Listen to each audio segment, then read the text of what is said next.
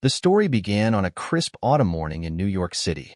The kind of morning where the air was sharp, the leaves were a riot of colors, and the city hummed with its usual, unstoppable energy.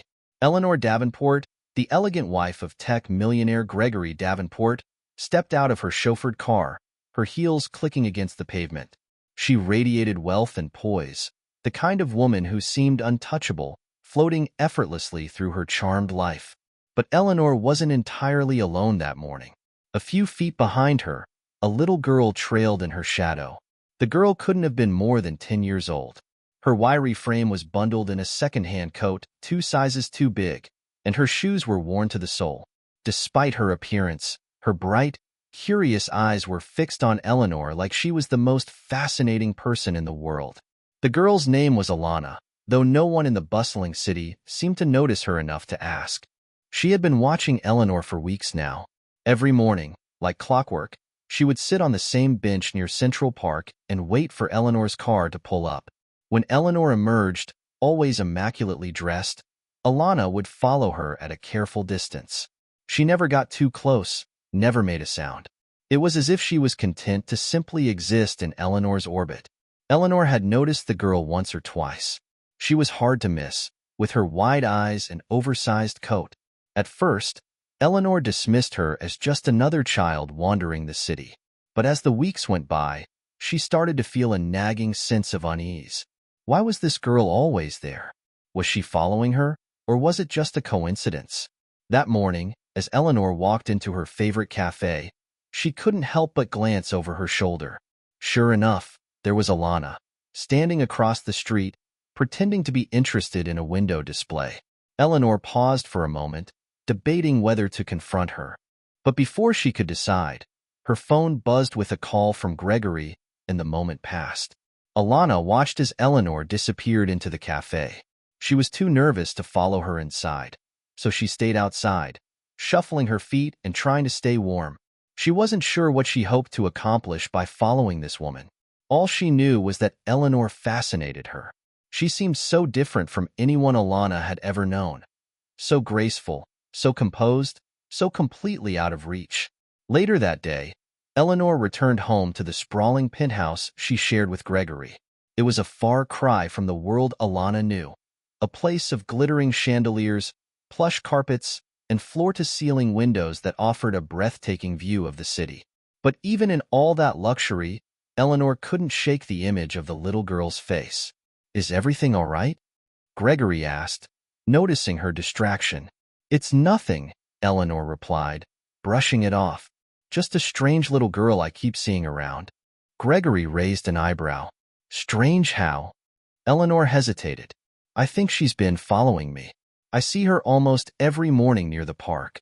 Gregory frowned, his protective instincts kicking in. "Do you think she's dangerous? Should I call security?" "I don't think she's dangerous," Eleanor said quickly. "She's just a child. But there's something about her. I don't know. It's unsettling."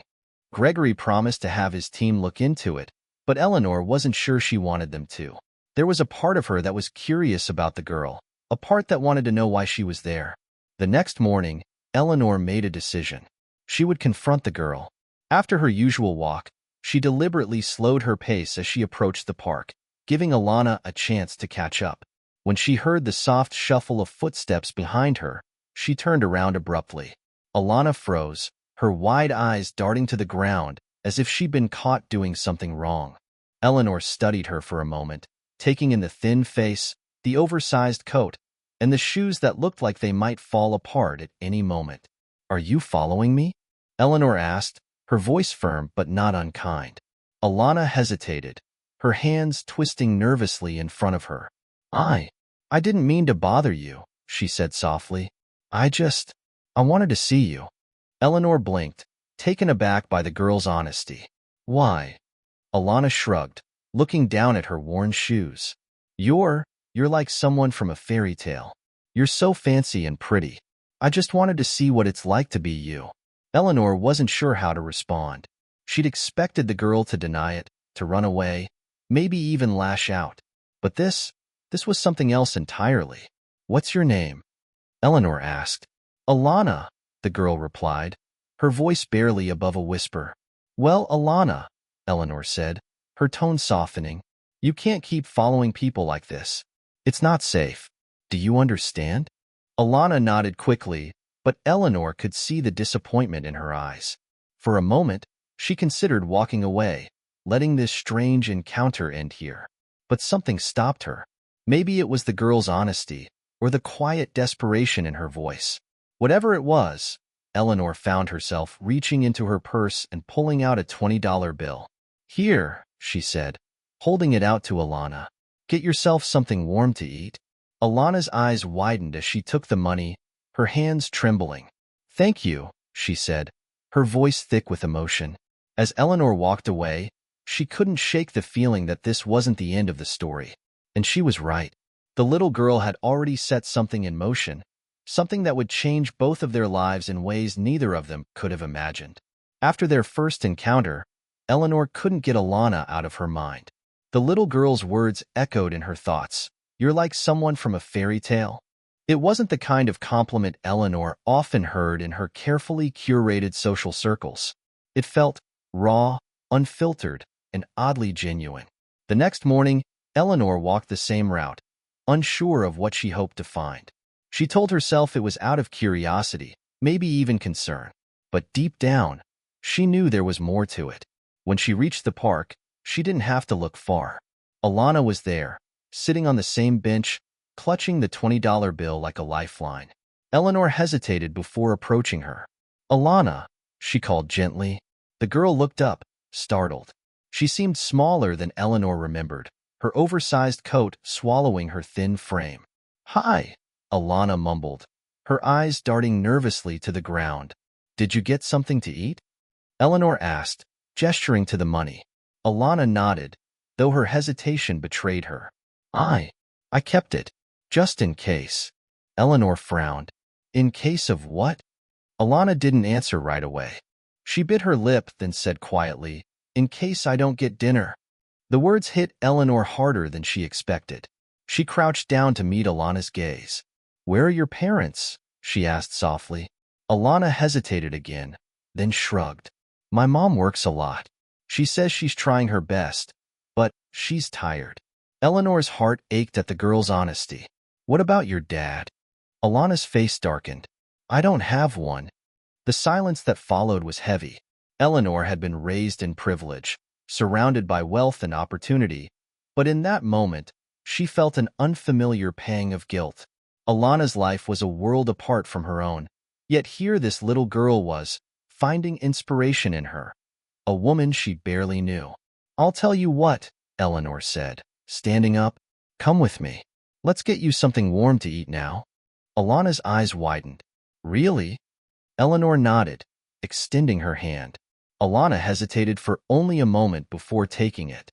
Together, they walked to a nearby cafe, a quiet little place where no one would question Eleanor's presence with a disheveled child. Over steaming bowls of soup, Alana finally relaxed enough to talk more. She spoke about her mom's long hours, her small apartment, and her struggles at school. Eleanor listened, her heart breaking with every detail. By the time they finished, she felt an overwhelming sense of responsibility, not just for Alana's immediate needs, but for something bigger. As they walked back to the park, Eleanor knelt down to meet Alana's eyes again. "I'm going to help you," she said firmly. Alana blinked in surprise. "Why?"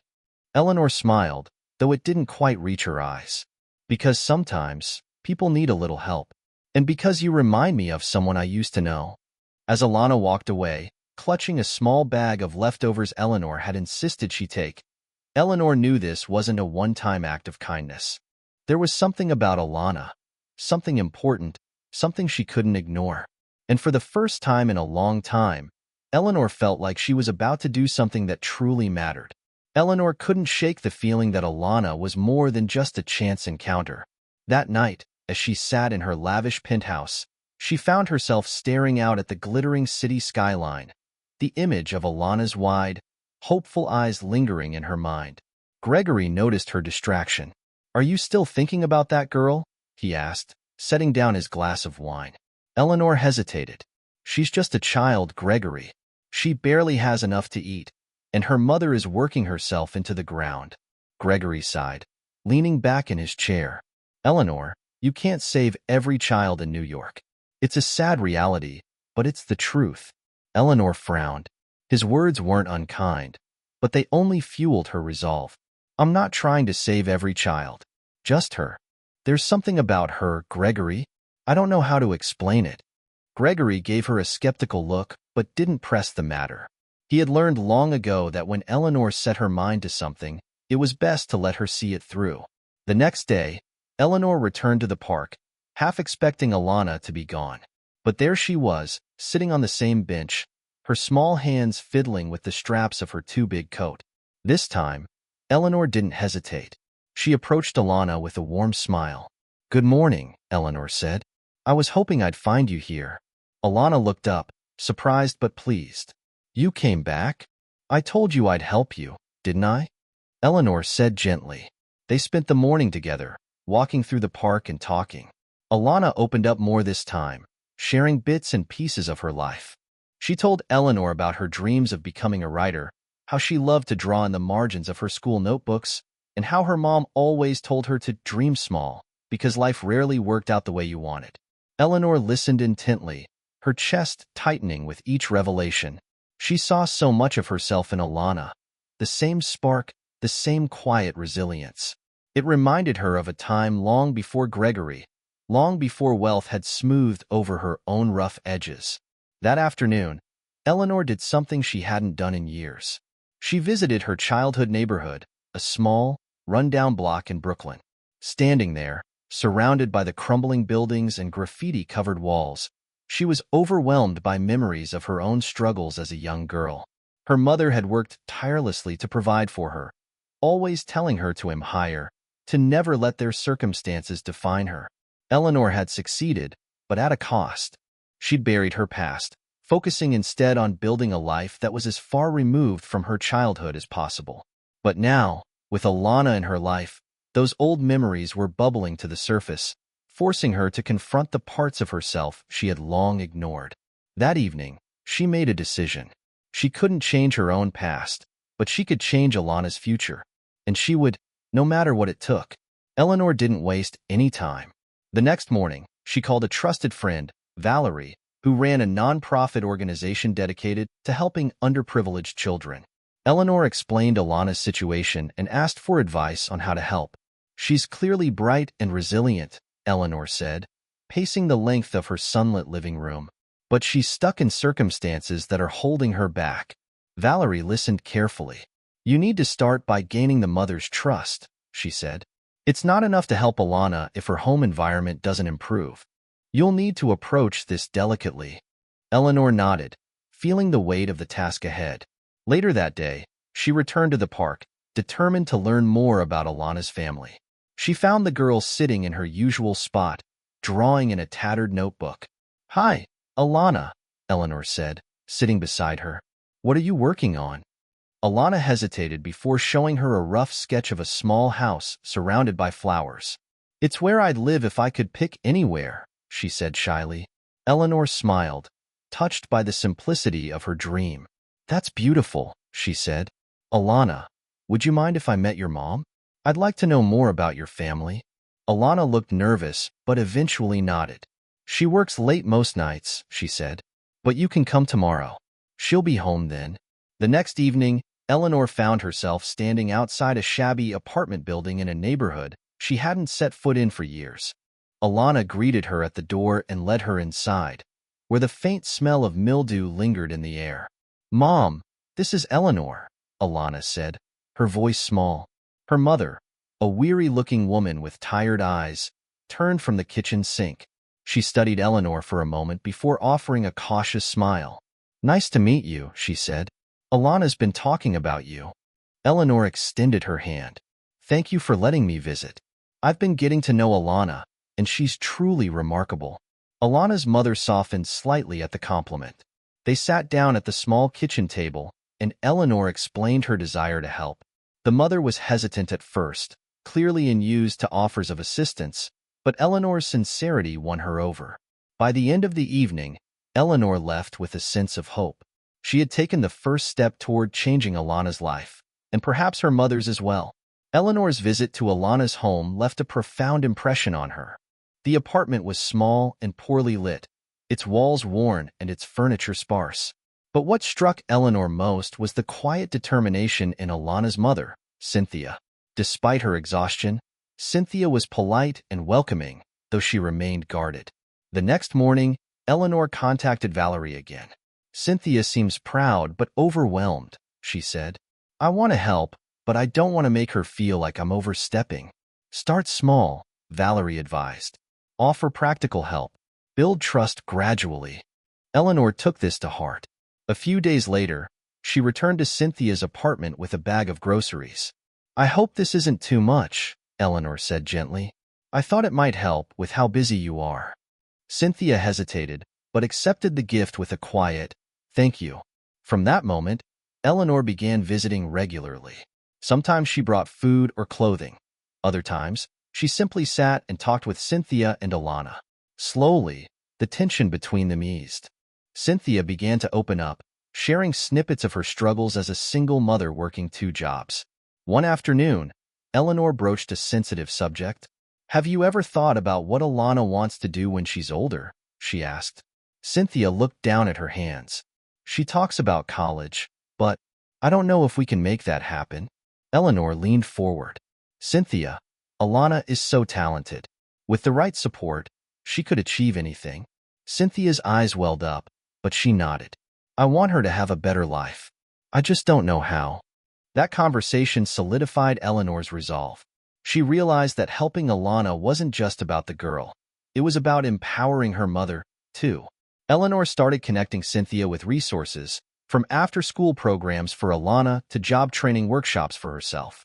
The bond between the 3 of them deepened, and Alana began to thrive. She started smiling more, her sketches growing more vibrant and detailed.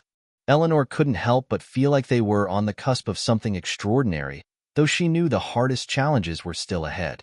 Eleanor's efforts were beginning to make a difference. Alana was flourishing in her after-school programs, and Cynthia, encouraged by Eleanor's unwavering support, began attending job training workshops. However, not everyone welcomed Eleanor's involvement in their lives. One evening, as Eleanor arrived at the apartment to drop off supplies for Alana's art classes, Cynthia met her at the door, visibly upset. "I appreciate everything you've done," Cynthia said, her voice tight. "But people are starting to talk.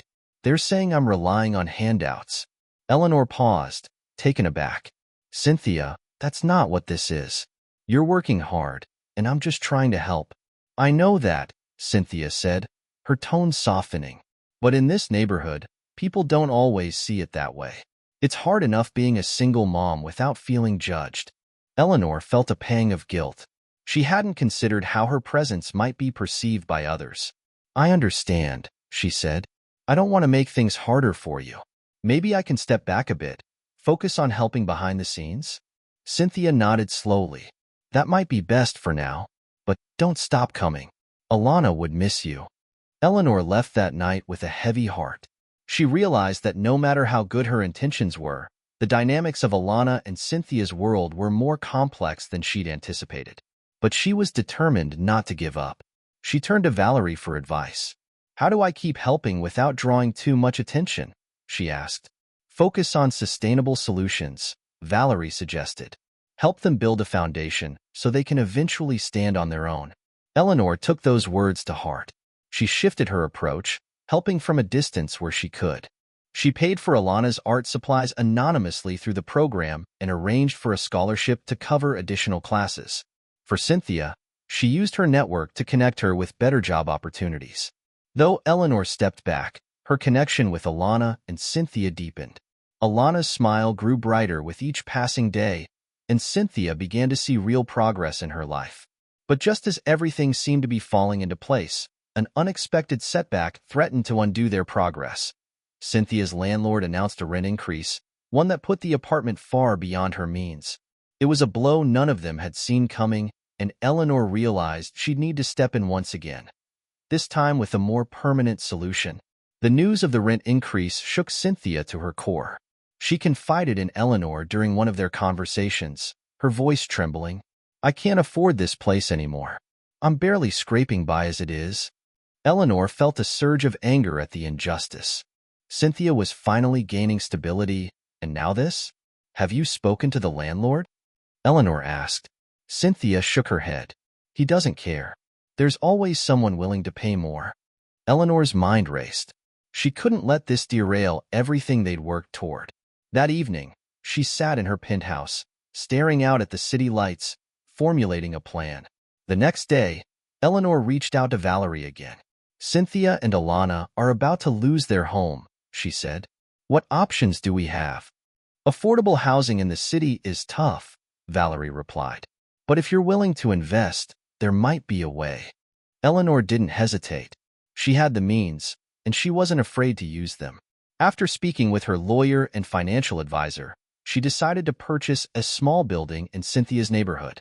Her plan was to renovate the apartments, ensuring they were affordable for families like Cynthia's. When Eleanor shared the news with Cynthia, the woman was stunned. You did this for us? She asked, tears streaming down her face. For you, and for others in your situation, Eleanor said with a smile. This is your chance to build a better future without constantly worrying about losing your footing. Cynthia hugged Eleanor tightly, her gratitude palpable. Alana, who had been listening quietly, threw her arms around Eleanor as well. You're like a fairy godmother, she said, her eyes shining. Eleanor laughed, though her heart was heavy. I'm just someone who believes in you, Alana. The renovations began quickly, and Eleanor involved Cynthia in the process, giving her a sense of ownership over her new home. Cynthia started taking steps toward becoming financially independent, and Alana continued to thrive in her programs. But Eleanor knew this wasn't just about providing a roof over their heads. It was about creating opportunities and empowering them to succeed. With the building nearing completion, Eleanor realized she was about to see the transformation she'd hoped for from the start.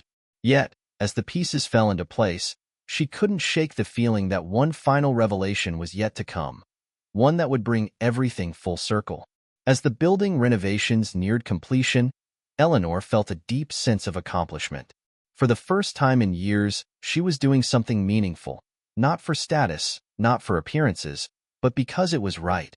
Yet, she couldn't ignore the nagging feeling that there was something more to Alana's story. One afternoon, as Eleanor visited Cynthia's apartment to check on them, Alana greeted her at the door, beaming. Come see what I drew, she said, tugging on Eleanor's hand. Alana led her to the kitchen table, where a stack of drawings lay scattered. Most were vibrant and imaginative, scenes of gardens, castles, and sunlit homes. But one caught Eleanor's eye. It was different. It was a simple sketch of a young woman holding the hand of a little girl. The woman was dressed elegantly, her hair styled, while the girl wore a tattered coat. They stood in front of a tall building, its windows gleaming in the sunlight. Eleanor felt her breath catch. Alana, who is this? Alana hesitated, her wide eyes flicking to her mother, who had just walked into the room. Cynthia froze, her expression unreadable. She draws what's in her heart, Cynthia said softly, avoiding Eleanor's gaze. Eleanor looked back at the drawing, her mind spinning. Cynthia, she said carefully, is there something I need to know? Cynthia sighed heavily, sitting down at the table. I didn't know how to tell you, she began. When you started helping us, I thought it was just a coincidence. But then I realized, you're Eleanor Davenport. Eleanor frowned, confused. Yes, but how does that? Cynthia cut her off, her voice trembling. Years ago, before Gregory, before all of this, you lived in a neighborhood like ours. I used to live there too. We were neighbors. Eleanor stared at her, the memories rushing back like a flood. Cynthia, she whispered, the name suddenly familiar. You're Cynthia Reynolds. We used to play together when we were kids. Cynthia nodded, her eyes brimming with tears. I never forgot you, Eleanor. I used to watch you walk to school every day, determined to make something of yourself. You inspired me back then, and when I saw what you'd become, I couldn't believe it. But life took us in different directions. Eleanor was stunned. She'd spent so long burying her past, distancing herself from the struggles of her childhood, that she hadn't recognized one of the few people who had shared it with her. "I never knew," Eleanor said, her voice thick with emotion.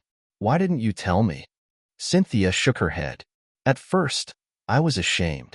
I thought you might look down on me. But then you started helping Alana, and I saw that you hadn't forgotten where you came from." Eleanor's heart ached with the weight of this revelation.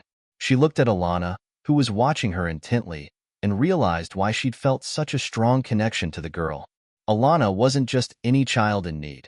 She was a reflection of Eleanor's own past, a reminder of the resilience she'd once had and the people who had helped her along the way. "I'm so glad I found you," Eleanor said, tears streaming down her face. "And I won't stop helping, Cynthia. Not now, not ever." The three of them embraced, their bond now stronger than ever. Eleanor's journey to help Alana had come full circle, and in doing so, she'd rediscovered a part of herself she thought she'd lost. As the first families moved into the newly renovated building, Eleanor knew this was just the beginning. She had the resources to change lives, and now she had the purpose. For Alana, for Cynthia, and for all the others like them, she would continue to make a difference. And for the first time in years, Eleanor Davenport truly felt like she was home. The opening of the newly renovated building marked a pivotal moment for Eleanor, Cynthia, and Alana.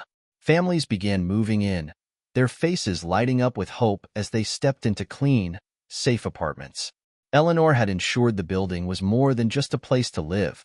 It was a sanctuary where people could rebuild their lives. Cynthia and Alana's new apartment was a significant upgrade from their old one. The walls were freshly painted, the kitchen outfitted with modern appliances, and the rooms filled with light streaming through large windows.